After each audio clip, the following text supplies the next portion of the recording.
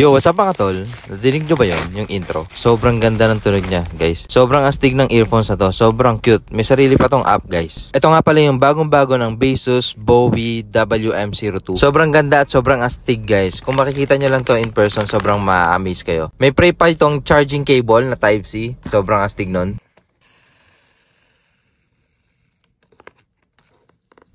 Yun, na-unbox din. Sobrang satisfying naman nun, guys. Syempre sa box nito, meron siyang user manual, tapos Type-C charging cable, tapos ear tips, 4 pieces to, guys. Kung hindi kasya sa tenga nyo yung earphones, lagyan nyo ng ear tips. At ito yung Baseus WM02. Sobrang astig nito, guys. Sobrang ganda talaga. Nakaka-amaze to. Saktong-sakto sa tenga nyo to.